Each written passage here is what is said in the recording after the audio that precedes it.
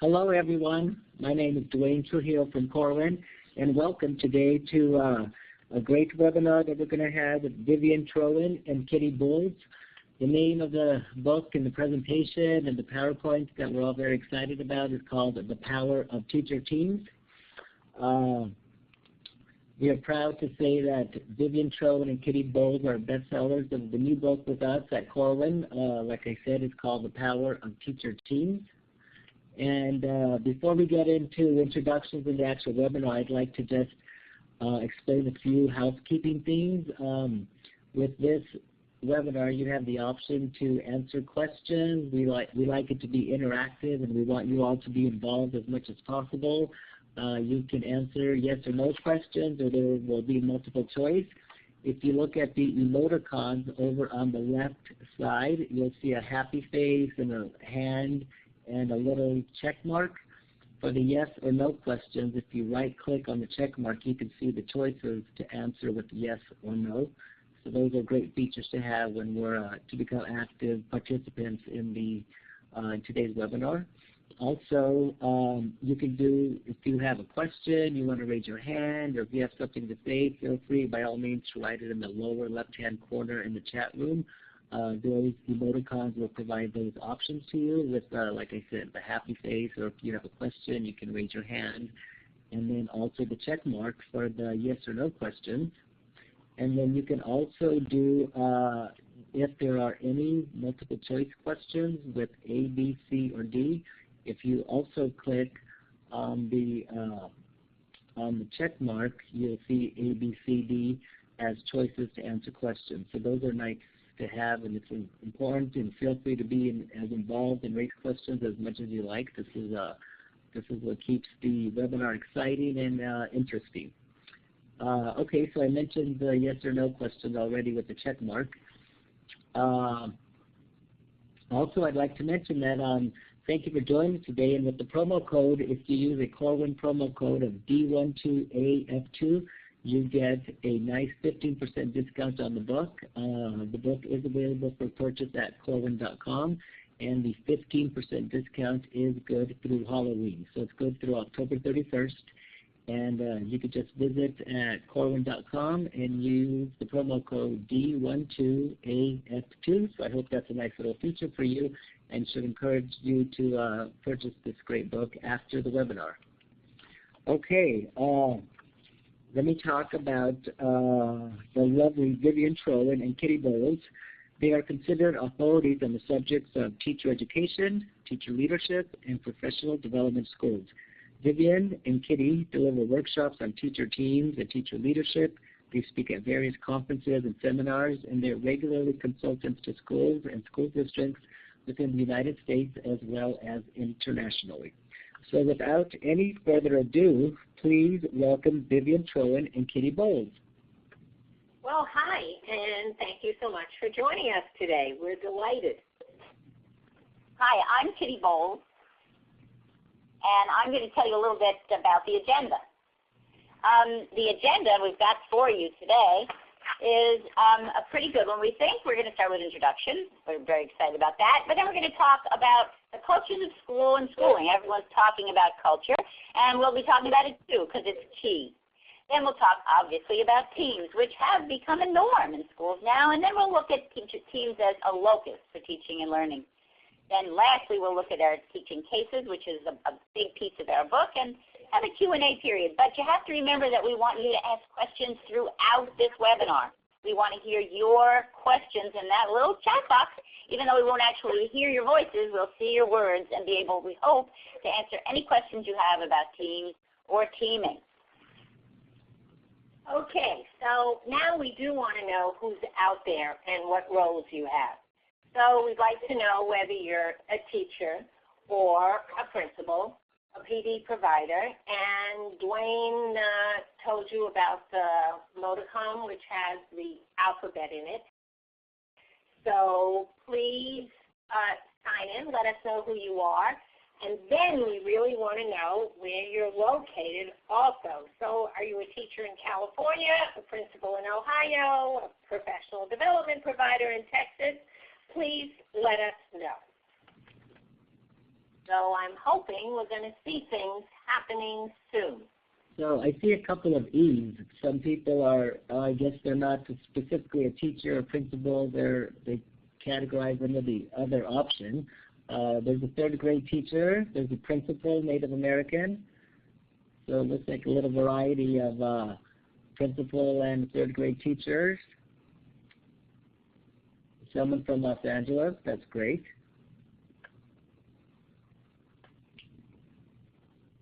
Great. And where are other people located? Can you give us a clue? I saw someone sign in who was from Singapore, and that was pretty exciting. Oh, we have someone from Kansas. That's nice. We have an entrepreneur.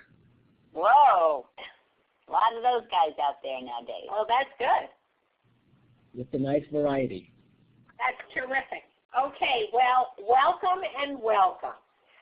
So, now we have another question for you, and that is, are you currently involved in a team or in teams? This is an easy one. Simply yes or no. That's right. So, what do we see? We have 3 yeses, 2 no's. Keep them coming. Okay, so looks like many of you are involved in teams, and that means you're dealing with the challenges of teacher teaming, and we understand. We truly do how difficult that task can be sometimes, because the 2 of us pretty much began this rocky road to where we are today many, many, many years ago. We were 2 elementary school teachers in Brookline, Massachusetts, which is right outside Boston.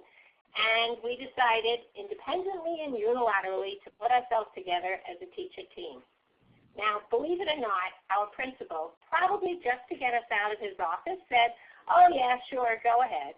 Of course, we had no idea what we were getting ourselves into. And remember, this was at a time that I have to be honest with you, my grandchildren call way back in the 1900s. So that was a long time ago, and we have since traveled far and wide investigating inner workings of teachers and teams, trying to discover why a few teams succeed at some level of success while others fail miserably. And when I say far and wide, I mean that literally. We've traveled the world. From Germany to China, from Australia to Japan, and from Peru, and this is actually on the Amazon River, believe it or not, to Africa. And you know, we found, this is really, it was amazing to us, that aside from some cultural and language differences, schools all over the world are almost exactly the same everywhere. Teachers are the same, kids are the same, they all have analog clocks, and the challenges and programs they struggle with are all the same. This is not only astonishing in and of itself, but even more so when we realize that it's all because of what happened right where we are, that's in Boston, Massachusetts, more than a century and a half ago. That's when Horace Mann created the first American school containing graded classrooms, and that model persists today all over the world. Yes, even in Singapore. So, for a minute, I see that Carlos has a question, and he wants to know, do you have any experience as to working on a Native American reservation? Oh, we do actually. I'm so glad you asked. We were in Arizona. In Ganado. And we were looking at teacher teams who were doing work on teacher research, and it was a phenomenally wonderful, beautiful place. Oh, can we go back there? And they were working very, very on important work between Anglo teachers and Native teachers, thinking about the work of the children in this beautiful elementary school. And here's what they found, because they actually teamed together.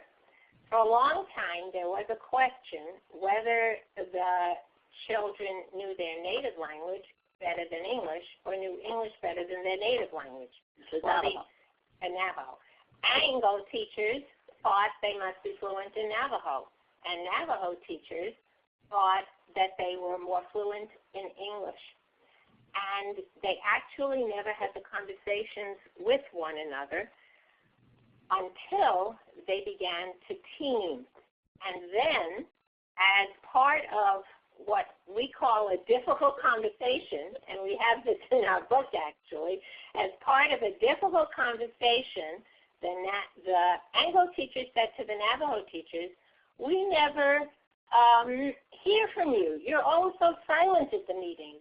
How are we supposed to know what's going on?" And the Navajo teachers said, and really as a collective voice, there is no way for us to participate because we need a space between the way people talk.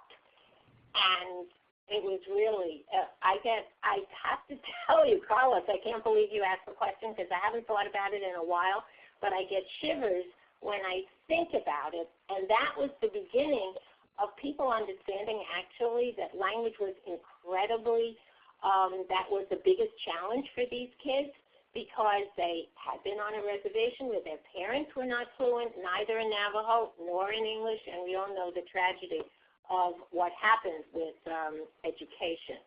So I would say that was a teaming success, but it wasn't an immediate teaming success, let me just tell you. And it certainly demonstrates the power of the team. Had these teachers remained individual, isolated people, none of this would have come out. So I feel sad, Carlos, that I can't talk to you because I would like to know where you're from and whether you are teaching on a reservation. So maybe you could. Yeah, I believe Carlos is a principal on a reservation. Oh, my. And where? In a Navajo reservation? I believe so. He's saying that Navajo language is not written, it is oral. Yes. He's a principal in Mescalero. Oh, my. Well, that's wonderful. Oh, thank you, Carlos, for asking that question. So back to Horace Mann, which is not as interesting as Ganado. American education made the revolutionary transformation from rural one-room schoolhouses to urban buildings of graded classrooms. So ever since then, schools and their attendant school culture have remained pretty much unchanged, with teaching as a solo craft, practiced alone and in isolation. It's pretty remarkable, isn't it, that schools and classrooms, aside from technology, have remained for the most part the same for over 150 years. Even though everywhere else, organizations and institutions that had traditionally operated in top-down decision-making have changed their cultures.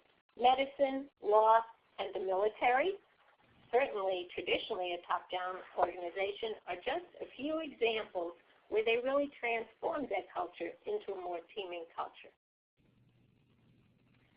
But suddenly it seems the world of education has caught on to the fact that maybe having teachers work together in teams might be a good idea.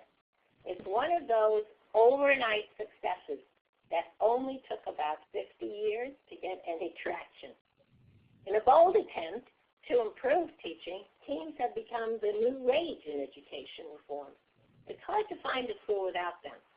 But what schools, administrators, and teachers alike often don't take into account is that collegiality is not the same as collaboration. Just putting a group of teachers together and telling them, okay, you guys, you're a team, now work together. It's like saying, poof, you're a team. We love that phrase. You can say it to any group, and they will nod their heads and know that often that's the situation that they've been in. Poof, you're a team. And then they're left alone to work things out by themselves. Can you believe it? But it happens, which is certainly no guarantee of success. Poof, you're a team. You know, as Casey Stengel, who was a long time ago, probably before some of you were born, the manager of the New York Yankees, not our favorite team, he always said, it's easy to get the players. It's getting them to play together. That's the tough part. And I think we in schools know that all really well. And one of the toughest obstacles to teaming, we adore this cartoon because it is so interesting about teams. One of the toughest obstacles to teaming success is the cultural norms of schools and schooling that we talked about just before. The fact that teachers are always flying solo, and they've been doing that for over 150 years in those schools that you saw in those photographs with all the kids lined up and one teacher in front, which means that they've never acquired, those teachers, the needed knowledge and skills required for successful collaboration, which is what we're talking about here. Now, as we've said now a number of times, we've been studying schools and teacher teams for just about as long as there have been teachers in teams, long time. And we've seen just about every kind of team there is. And we've seen teams in Japan, and we've worked with teachers in groups in Ganado. You know we've worked in teams in Boston, and we've been all over the place. And what we've discovered about teams isn't just some ivory tower theory. We were there. The results we present in our book and in our workshop are based on years and years of interviews and observations and research that we conducted with many teachers and many principals in many schools here in the U.S. and around the world, really. And we'd like to tell you about some of our findings. Now, teacher teams are most often formed by somebody in authority. Are we surprised? Usually it's a principal or a superintendent who issues the mandate. Teachers then are put into groups, just as like by grades, grade level teams or specialty, and they're given a charge to define their own goals. Or they're simply told, don't do it, or what to do.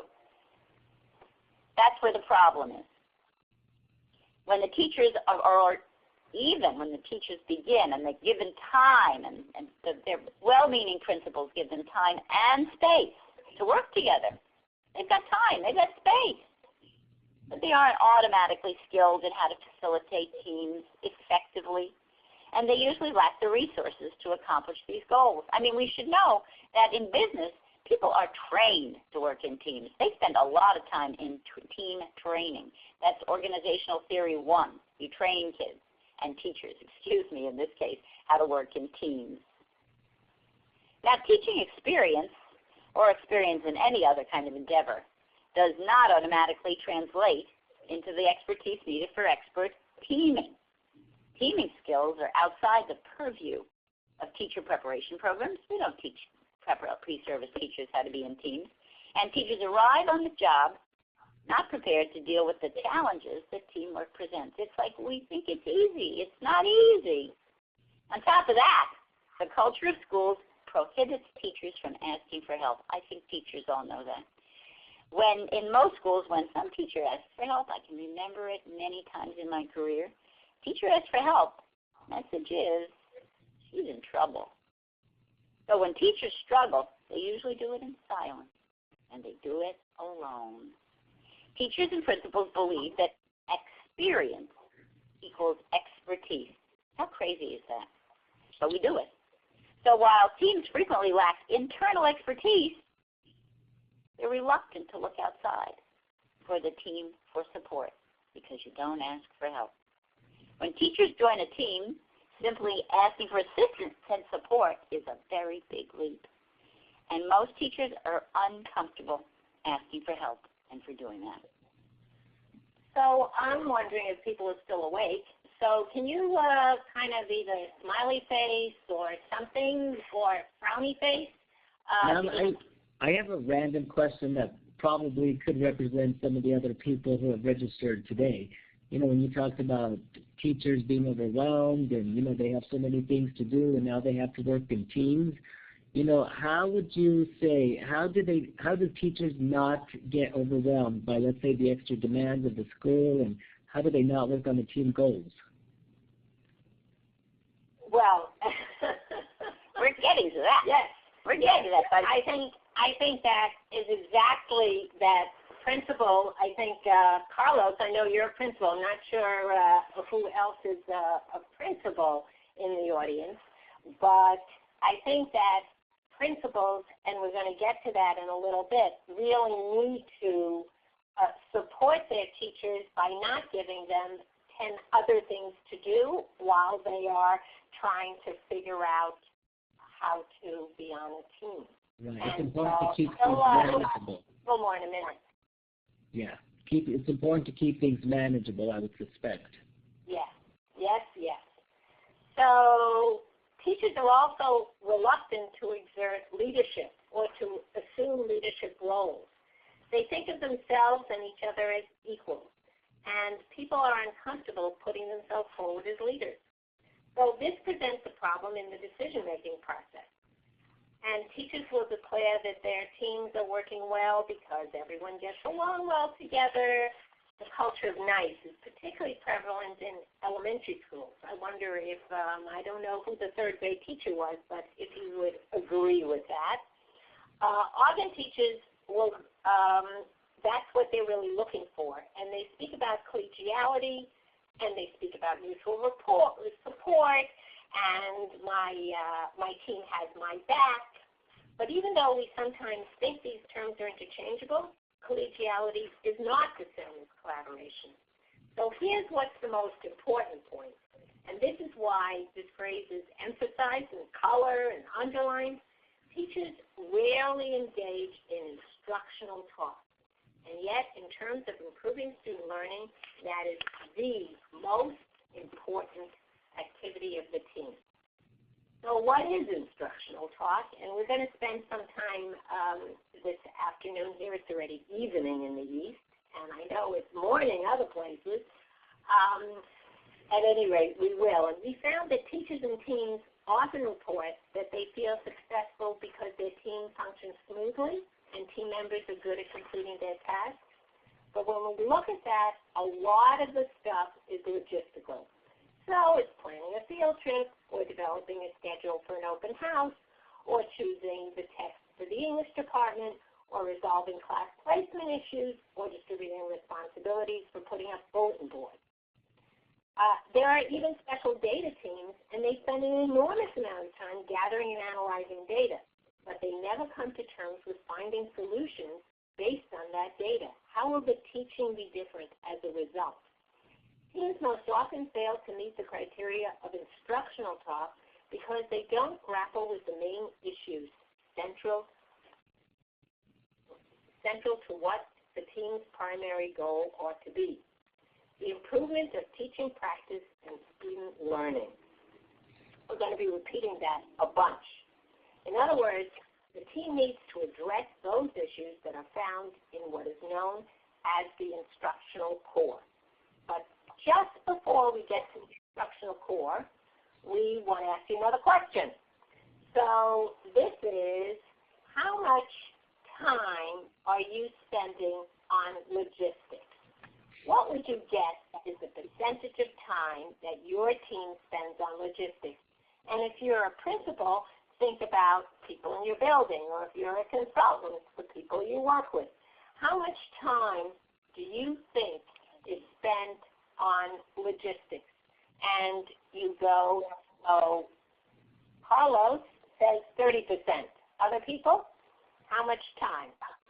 Write down your estimates, and let's see. Okay, we're going to pause, find out if you're awake. Yeah, you can either type in your estimates, or feel free to use those emoticons if you right-click on the letter A. So Kitty, and if you look below the emoticons, you'll see the little choices. So you'll see two choices. I see two choices for letter C, two choices for the letter B, two choices actually now for D, which is 75%, so that's pretty high. I'm not surprised. And one has 90%. Thank you for being honest, Tammy. I mean, wow. We certainly have seen that. That's impressive when you have the 75 and 90% range. But not at all surprising from what we've seen. So, Kathy, I want to know how you, that's fabulous. I think that you really are, only 15% is on logistics, because Sounds like about the right amount. that's, in one of the schools we were in, which is actually a local school here in Boston, the principal actually mandated no more than 15%. So what's funny about that is teachers all go, are you kidding? There are all these things we have to do. And there are ways to think about how to handle some of those logistics without having all the people in the room at the same time. We don't need everybody to figure out a schedule or to call the buses or those kinds of things, which sometimes happen at team meetings. So now we want to talk about this instructional core. This is really what we hope will be the basic framework of team meetings. The heart of it all. So the instructional core consists of the relationship among the students and the teachers and the content. And unless you change all three, actually nothing changes. So often, team meetings are spent talking about the kids, certainly part of this instructional core, and the kids were particularly challenging, or what are we going to do about so-and-so and his parents and his brother, and et cetera, et cetera. And the problem is that we can analyze the student for a long time, but nothing actually changes because we have to deal with all three. The team goals of improved teaching and learning, and we would say don't even bother having a team if that's not the goal.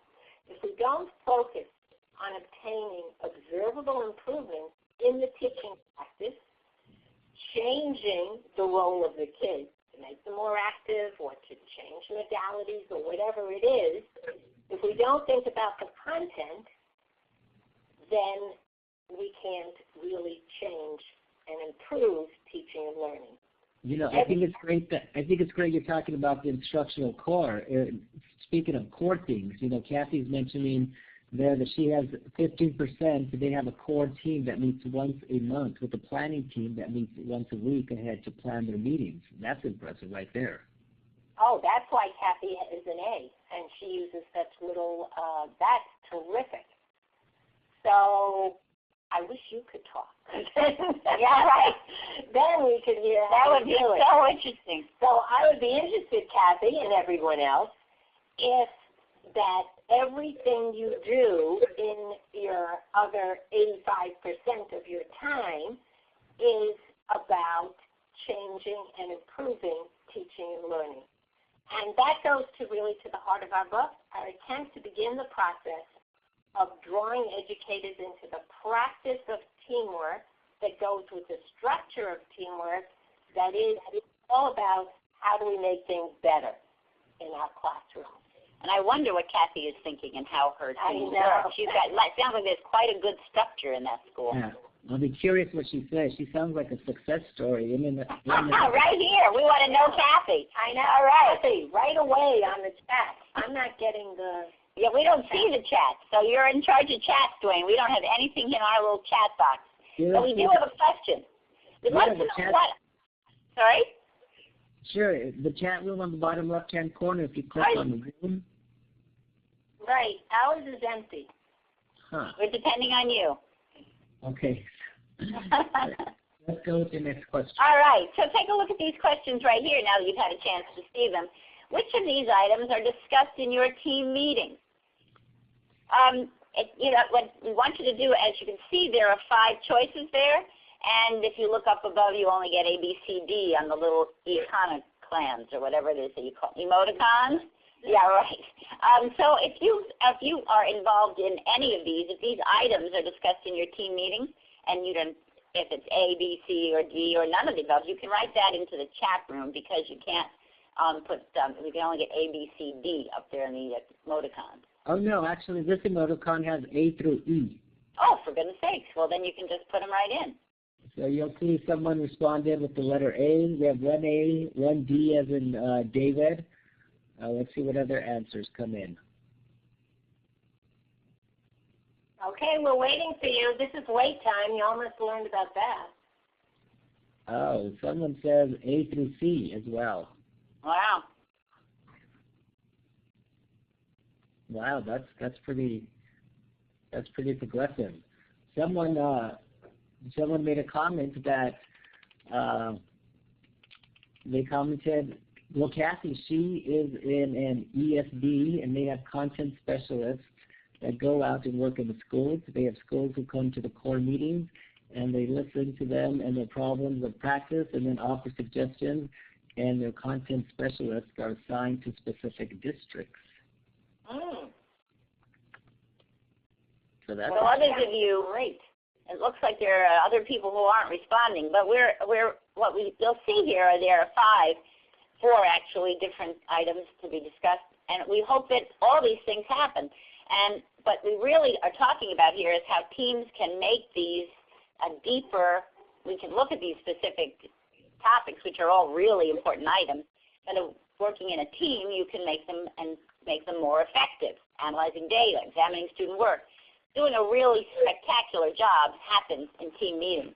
Now, keeping the instructional core in mind can help you gain a better understanding of where your team is in its change of development.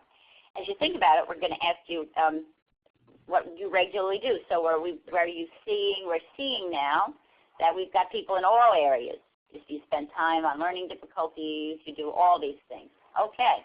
So now we're going to get to the meat of what we're talking about, which is the conditions of effective teacher teams. So we've observed, and this is really important, that when you think about it, we've seen a gazillion teams, and as a result, we were able to develop a kind of tool that we're using and we're identifying as the conditions of effective teams. I think everybody, Kathy included, can think about all the pieces of these conditions and see where you fit in. If we can agree that the ultimate goal of putting teachers in teams is to improve teaching and learning, then we can examine what it means to achieve that goal. But let's repeat that because it's possibly the most important idea of all when thinking about teacher teams. The ultimate goal of putting teachers into teams should be to improve teaching and learning. What we found is that the team is most effective. The most important thing is teacher task. And I think if you notice teacher task, which is in kind of orange, the task is really the most important thing that a team is involved in. When you know what task you have and you're focused, whatever it is, when it's well defined and it's articulated, the team can focus on student learning. You know, I think Carlos has a very related and appropriate question right here. He says, how do you handle a team teacher who is weak in any subject area as opposed to a strong team teacher who is domineering in all subjects? Well, there's lots of different kinds of teachers on teams. I think one of the things we think about, we actually have to deal exactly with that. And there's a video case about a physics team, and one of the teachers does dominate. And there are a series of analyses that we'd like teams to do then, because they can recognize that you can put norms into place, and especially around domineering, and how you can encourage the weaker members to learn. These are skills that can be taught, and we think that so often we think that they're just natural. You know, like the people who think that you can be born a teacher and therefore you don't have to learn how to do it. I'm imagining that most people on this webinar do not believe that. But I think many still believe that it's easy to be a team member. And that's the purpose of these cases, is to help unpack what those challenges are. And there are cases dedicated to lots of those issues. And one of the main issues, I think, that this fits into what you're asking is about difficult conversations. We have in one of the team cases, there's a whole exercise in practicing how to have a difficult conversation with just those teachers you're talking about. And he also raises a good point. A second point is, how do you handle the friction between those teams? Between members of the team. Yes. Between the teacher teams, you know, the one who's domineering in all subject areas, then the other teacher who is not. So case 7, I think, is about, actually, I'm just looking at it now, is about how to help a team that is exactly about that, that they are having all kinds of issues around, it says no compass, no map. And the teachers are really angry at the person who's supposed to be the facilitator, and they kind of stop doing what anybody wants, and lots of things that I think resonate. The funny thing that happens with these cases is when we do a workshop or something, somebody will say, oh, you must have gotten that from this school. So the truth is that there are a few things that are tremendously unique, that these things are similar in a lot of schools. What the cases do is bring them all clear so that you can see that other people have the same problems that you have. And interestingly, the next thing we're going to talk about is leadership. Now that's another one which I think fits interestingly into that domineering, who takes control in a team. The team must also foster an environment that encourages leadership, and one in which all teachers have a voice, not too much voice, and are empowered. Now, there's a story about leadership that a friend of ours, Roland Barth, talked about it once, that teachers are a lot like mushrooms. They live really, really happily under the ground, keeping their heads down, but as soon as they raise their heads, they get chopped off. And we've seen the same thing with teachers time and time again. When teachers attempt to take leadership, often they are struck down by their own colleagues. After all, you're a teacher. You're just like us. Who do you think you are? And that is, in fact, the case in the case that Vivian described, where someone is attempting to take leadership because the team needs leadership, and the others are having a terrible time dealing with someone who is taking a risk and assuming leadership. So it's a big issue in teams. Certainly task focus is major, but leadership is an important issue in every team we know. Okay, moving over here to structures and processes, the third of the five conditions that affect teams. A team has to have structures and processes in place that helps the team work together to achieve its agreed upon goals. Hey, Carlos, I saw your thumb go up.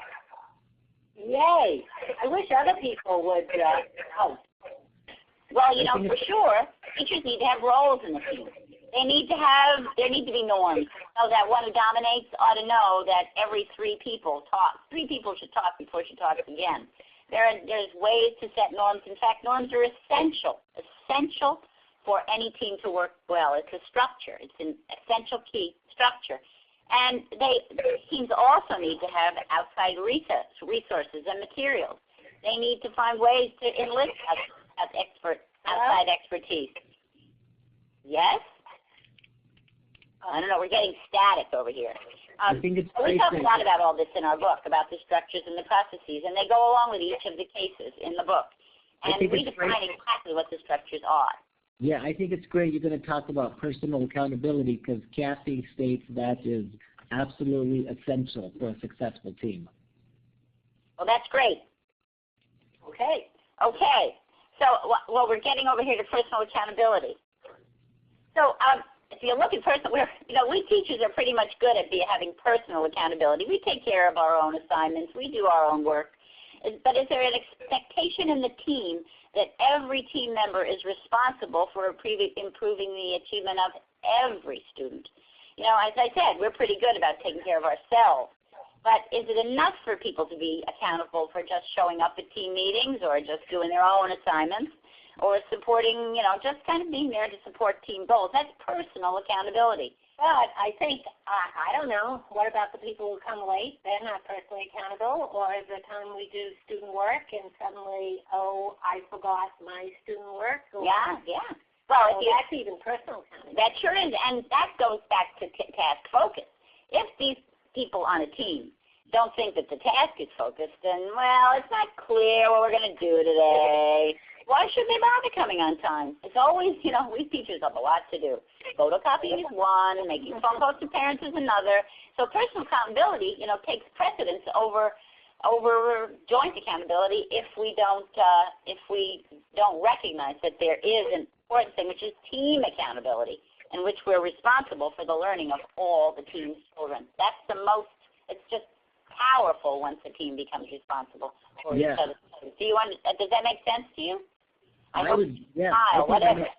For the task focus, that just seems absolutely essential. If you don't have a clear agenda or a clear focus of what your task is, you're not going to get involvement or engagement from the Or then teachers. it's just one more team meeting or one more meeting. You know how many meetings we all go to, and how many of them do we come away from saying, there was another team meeting or another meeting. Yeah, I got 2 more this afternoon, and they're usually useless. You can just guarantee that they're often not as good as they should be. People are putting smiley faces. I know. They agree, and they echo what you're saying about the task focus. Yeah, that's for sure. You can hear it all over the country. And the task focus, remember, has to have the instructional core, right? It has to be something that is improving teaching and learning, and that is what we care about as teachers. All right, let's listen to Carlos has a funny statement. He says something he learned when he was at a crazy horse school in South Dakota was that the main leader, the principal, let his team eat first and the principal eats last. This way, this can also be applied to teams when the principal allows the team to voice their opinion and his or her is the last. This builds team leadership within the teams. Oh, I think that's beautiful. Great Carlos, idea. I want to visit your school. That really sounds wonderful. That's a great idea. Yes, that is great. Well, we're looking now at collaborative climate, which I think is interesting and fits right into Carlos's saying. When people collaborate, and when the principal is part of it all, it's really key. Does your team really collaborate, and can they have those difficult conversations? Is there an expectation that everybody is responsible for improving the achievement of children? Is it enough for team members being held accountable just for showing up, et cetera, or whatever? You know, it's the collaborative climate that really is important in the team. These are all, I keep saying really important. All 5 of these are important, and they all relate back to that instructional core. We have to know that we are improving teaching, the curriculum, the content, and the learning of students. All of us need to be learning. It's what we're all about. So now here we go again. We really do want to keep you wide awake. We're trying. You know, we're working hard back here in Boston, even though it's getting very cold. What do you see as the biggest roadblocks to team success? We'd like your feedback on this one. You know, there are real roadblocks to success, and they're real. They're not, you know, none of these look like they're probably surprising to you, but we'd like to know where you come down on that. And since we have A, B, C, D, and E, you can answer. Well, we've got it all of the above. Barbara, it's all of the above. All right, Barbara. If you notice, there's already 3 answers for the letter A, so that seems like schedule and time seems to be the most, well, actually 4 now for the letter A seems to be the most common roadblock. Yes. And that is often in the hands of the principal. I mean, it's interesting that the master schedule is what drives all education. And it seems sad, though the funny thing is I think it is interesting that so many people wrote that, because our experience lately, though that was certainly true a few years ago, but nowadays that a lot of teams are kind of mandated by the district, that there is time, but then 90% of it is filled with logistics, or they're boring, or people come late, and there's not really anything that's happening here. Why should I be on time? Or I want to go and rather grade my papers because it seems like we're not getting anything done that I really care about. So I think so. I think in addition to schedule and time being a big roadblock, I think the second most common answer seems to be the letter D, administrators' lack of support and follow-through. No, I think administrators are among the key. Administrators are key, and it's what we're about to get to in a minute. I mean, I think that principals have an utterly impossible job. My husband is a principal. I live with it. He has more to do than he knows what to do, and just giving teams support is just one more thing on a principal's schedule. Unless the principal understands the importance and the power of teams, then you'll get a principal who supports and follows through. But principals are just told they have to institute teams, and they don't know what they're doing either. It's just, yeah, poof, you're a team. The principal so far we've talked only about members of the team, and this is so fortuitous that we're getting into the talk about the principal. he's a very important part of the team success is that principal, because it's the principal without the full support of the principal and the total support, really the total support of the principal, no team can be successful. We learned that. We've seen it again and again. There are we have seen schools where the principal tries to be supportive and then just can't get it. You know, doesn't know how to do it because he's got other things he or she has to do. So the principal is just a terribly important piece of this whole team puzzle. The principal articulates the vision. It's the principal who takes leadership and the importance of collaboration. And the principal invests in team development. The principal has to invest in team development and provide adequate time, all those things that we've just been talking about. The principal is key. And he or she must also make sure that teachers are engaged in connecting their work, their teams, into curriculum and instruction. Kitty, I think someone has an interesting husband as well, besides your husband being a principal. She says, try having a husband who is a minister. Talk about someone. She says, talk about someone who can't win. I guess the minister's wife must be. That also is challenging because there are expectations for the minister's wife. No, but you are absolutely right about the principal. I think it's critical that the principal supports the whole teacher team. Otherwise, you're just not going to get involvement or engagement or support from anybody. Yeah, but the principal also has to know how to support the team. The principal doesn't know. So if you're a teacher, if you're a teacher on this call, and in fact, you go, well, what am I supposed to do? My principal doesn't know what he is doing. I do know cases where teachers, like a group of teachers, make an appointment with the principal and they say, you know, we really want to think about this. We want to raise our scores, yes. We want to get AYP, yes.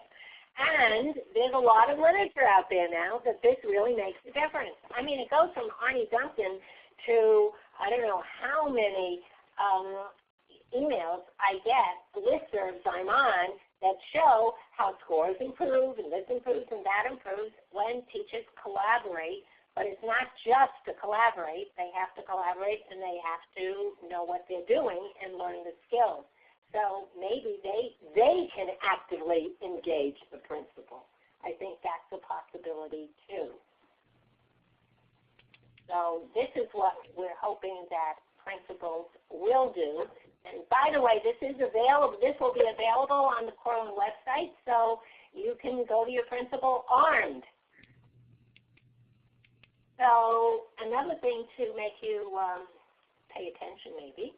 Anyway, this is what happens in lots of team meetings, and this is what gives teams a bad name, I would say.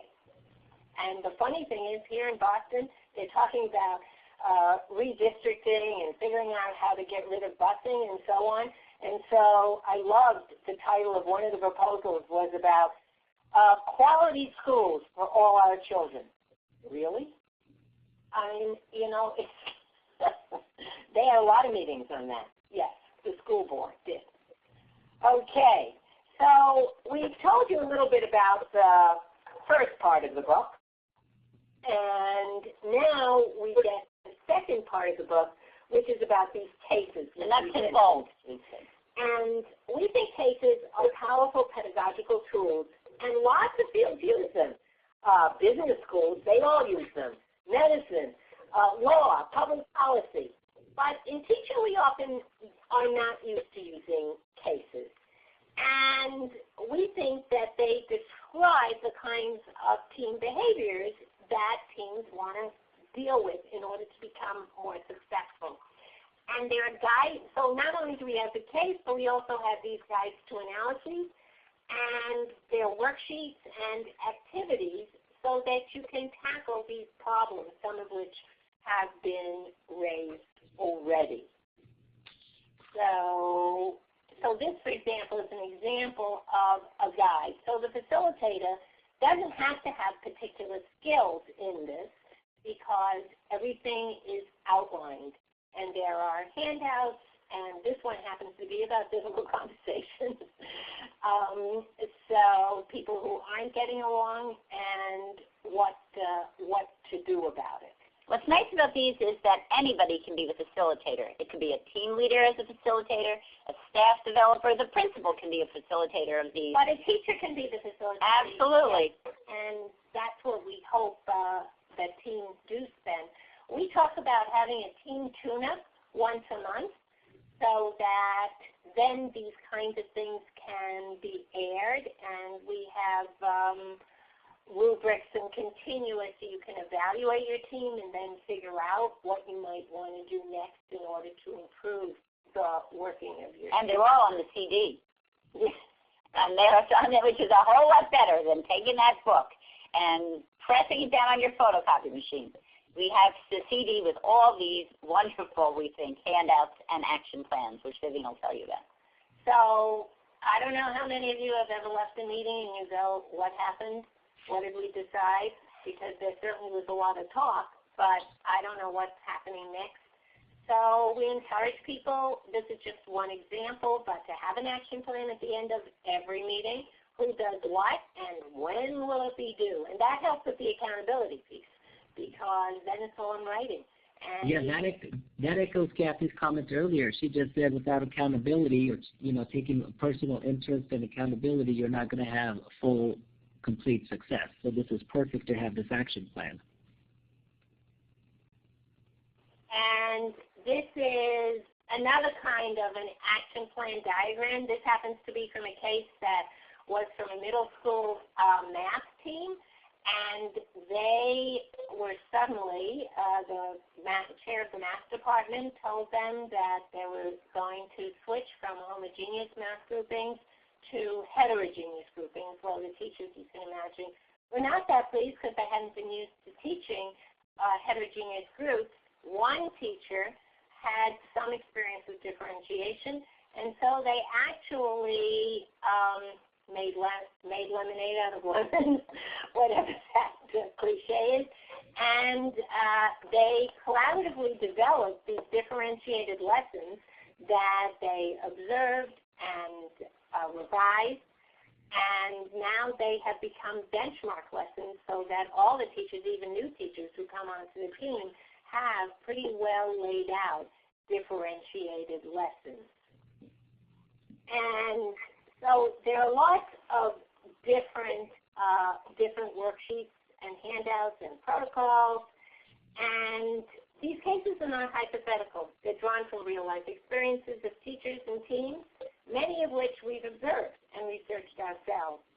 And as we said, some of them are written cases and some of them are in DVDs. This one happens to be about strengths. I don't know about you, but often we talk about what's not working, and this is, so you have this problem, but what strengths do we have and how do we build on our strengths rather than remediate our deficits? There are islands of strength. So one of the things we want to emphasize quite strongly is that these cases and guides to analyses provide hands-on learning. It's not sit and get, as they say. They're doable, they're tried and true. They are, we like to call them team tested by real teams in real schools, and this is a real team in a real school, and there they are working actually on that very particular island. And we know that teams can work better together because we've seen teacher teams become more powerful in perfecting their practice and using their improved skills to help their own students achieve higher levels of academic performance. We have some comments that people love that diagram, which leads me, let's talk about your CD and the DVD. Is this diagram on any of those? Yes, it is. Yes, it is. Yep, yes, it is. It is on the CD. It's in the book. It's on the CD. You can print it out on your computer. It is what we call the islands activity, and it's about how there are islands of strength and how what teachers need to do is connect with a colleague who is a person who is a positive force and actually build islands that connect so that ultimately you can get everybody on board. It's a way to build collegiality and community in a team. Tell us a little bit about what's on the DVD and also the CD-ROM. So So what's on the DVD are video cases. So we have both written cases and video cases, and on the DVD are video cases, so you can watch a high school physics team, a first grade literacy team, a fifth grade team. On this, fifth grade they teach everything, but here they are talking about reading, how to teach high school history. There are four actual real teams who've given their permission, which is a real risk-taking thing, you know, for real teams doing a team meeting, videotaped by one of us, actually. Yes, so they're not professionally, neither of us is a professional videographer, but it's to show you that you can videotape your own team, and once you have practiced doing it with our guides, then you can do your own team. Because nothing is more helpful than watching yourself, kind of like when you are teaching. And on the CD are all these handouts, a gazillion or so, more handouts that we probably can use, but they're on the CD, and there's a way to look at the cases and say, aha, this is my problem, interpersonal dynamics. Okay, that's the one we're going to work on, because each of them, and there's kind of a chart which tells you what grade level it is, and we have elementary, we have middle school, we have high school, and an assortment of issues. And so all of that are on the CD. So you can print them out and make them usable for you. Ellen makes a good point. She says we need to practice productive teamwork since it is an expectation we have for our students. So that's right. Right. And what's really funny is when we started doing this, and our kids would go, what are you doing in that? We have this little a room which has the fridge in it. And when the kids were coming back from wherever they were coming back from, and they'd see us there as we were disbanding our meeting, and they go, what are you guys doing? And we said to them, we're trying to be better teachers, and we're trying to work together to be better teachers, just like we tell you that during, when we want them to do cooperative learning or something, that they have to practice it. So I agree. And what's interesting, the issues are the same for adults and kids, right? It's hard for all of us. It's hard for the kids, too. So I like that, Ellen. And that's our final slide. So we would love you to get in touch with us. Emails are fairly easy. We do have a website, and you're welcome to go there, and there's a sample of the video on the website, so you can get a sense, just a little clip from the video, and some more information if you're interested. And we thank you for your, being here. I think it's perfect. You just put up your contact information. People are asking how they can get a hold of you. So that's great. We'd love to hear from you.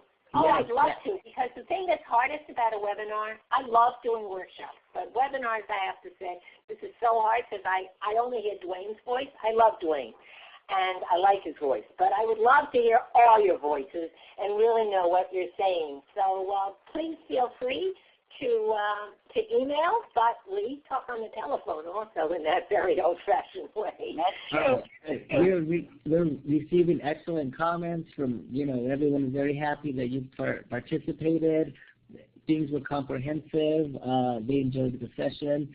And this webinar will be archived after tomorrow. So if you give us 24 hours, you can download the slides and you can review the whole presentation starting after tomorrow.